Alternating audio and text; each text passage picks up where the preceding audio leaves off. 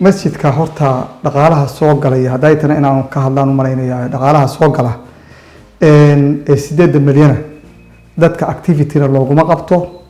caruurna dugsi kuma dhigato inta in ka badanna way ka soo gashaa iyadana meelay aadilama yaqaan marka sidaas daraadeed in la iskala xisaabtamo oo wax meesha aadan transparent ay wax walba ay cadi meesha ku bixin meesha aadan la yaqaano waa muhiim jiddan waa arrin loo baahan yahay iyaguna inay garbaxaan oo cadeeyaan meesha wax aadaan tuhmo weyn ay jirto oo aad iyo aad baan u tuhunsannahay in xataa lacagta qaarkeed wadanka ay ka baxday marka sidaas daraadeed way wadanka dibadiisa mashaariic ku socod mashaariic lagu sameeyay waxaan haynaa 2017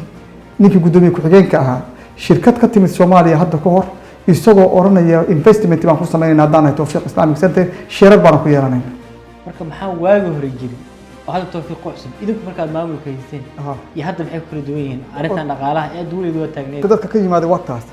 waagaas dadku si u badan yihiin hadda uma badna donation-ka Tawfiiq Islamic Center ka yimid ee centerka koontada weyn ku dhacay ee waqafku ay hayaan 1 milyan iyo 750 kun baa gashay sanadkaas dadkana waxa laga soo orday 1 milyan iyo 817 waa sanadkee waa 7 sanadkii 7 iyo sanadihii intaan la soo goorin kuwii kalena waan hayaa way soo brintigorism waan hayaa iyaga dhamaantood waxaan ku qabanay hal nin oo guddiga ka mid ah baa wuxuu sameeyay khalad ah telefoonka masjidka oo isticmaalay oo uu xaafado u isticmaalay oo aanu helnay lacagtii xeerka Tawfiiq iyagu ay burburiyeen oo ay meesha ka saareen waxa ku qoran qofkii guddiga ka mid ah ee shilin masjidka uu leeyahay ku maqnaado ama ay galo waa in kow lacagtii laga soo celiyaa laba waa in guddiga banaanka laga dhigaa waa in dadweynaha loo sheegaa waa in sidii dama ugu soo noqo ka khaldan 9 qof oo la yaqaano culimada dadka caana oo diin lagu tumiyo aqoon lagu tumiyo way aragnaa lagu tumiyo insaati ayagu ku qornaadaan oo ayagu marjaca ay noqdaan maxaa ka khaldan bal fahansi waxa adigu aragtay waa sax horta waxaan waxna waa diin waxna waa organization iyo maamul organization shuruuc iyo xeer leh wada loo maruulayo shuruuc iyo xeer buu leeyahay marka ma la dhihi karaa maamulkan iyo organization-kan iyo waxaan waa lagu raatiranayaa qaabka rasmiga qabiilo ka dhaxeeya lama oran karo ku saabsan masaajid maamulkiisa may lama oran karo laba tusaalaan ku soo qabanaya culimadu qaarna waa dad dibadda ka imaanaya oo nooga yimid qaarna waa sida sheegtay dad dariska iyo meelaha ku nool qaarna waa kuwa anaga nala jooga wixii anaga nala joogay ee ay ahayd arrintan inay ka qayb qaataan khilaafkii bay barka noqdeen oo ah in iyaguna ay tagaan anana aan tagno kow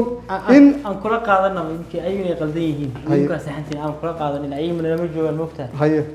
idinku ma ka saxsanaataan ad faraha uga qaadaan dahdin si masaajidkii buuqaan arrintan looga badbaado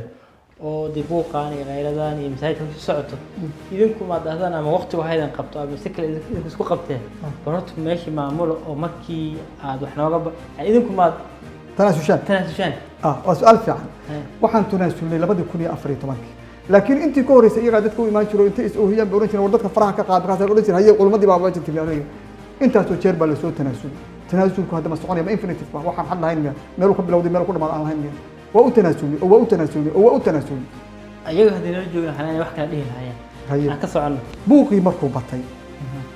oo arrintii isku murugtay oo dad badan wada galeen baa waxaan jaanis ku helnay nin boolis ah oo iyagu ay noo keensadeen iyo faktayaal ay noo keensadeen 2018 ninkii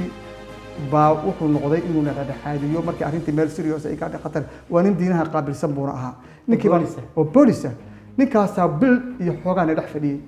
meeshu waa masjid laakiin masjid qofka uu soo taagan yahay ana iskale wixii dadku ay dhisteen oo uu soo taagan yahay uu leeyahay waa ka saaraya markaan doonaan ka qoflanaya waa balaanka ku saaraya uu leeyahay waxay lagu leeyahay maalin walba oo ay ku leeyihiin dadkii magacaaga laga tirtirayo oo lagu leeyahay car waxa way cirka soo taagay geedka dirta mira ka soo guro lagu leeyahay hadda wadanku ma Soomaaliya ma meesh oo aan dawladda Ameerika ay ka jirto hadda guddi anagu adiga guddi kuwiya anaga guddi waxay noo horta guddi ma ahan totally guddi ma ahan ma ku imaan madlam ma dooran anana ma naan dooran dawlad maxkamadii baa waxay tiri guddi ma istirama ee ay ka istir meeshii ku qoran darbigay ku qoran yihiin haddii darbiga magacoodu ka tirtirmana organization ko dhan baa tirtirmayo hawada raacay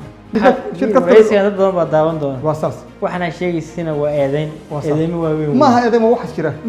يعني لا ما حقيقي كانوا بوليس مني أما عدين ما هنا وحيد عين مرك ما هان دبعت هكي إيمان كرتو ودي محكمة إيمان كران مرك وحن أشيء وح عاد كهبتو ضد كلام بني كرو صح مية wadaadadii 10% ka qaadanayeen kuwii diinta noo fadhiya waana ka codsanaya inaad u soo gudbiso oo idin wada ku maqlaan ما سنت يا دوم ما سنت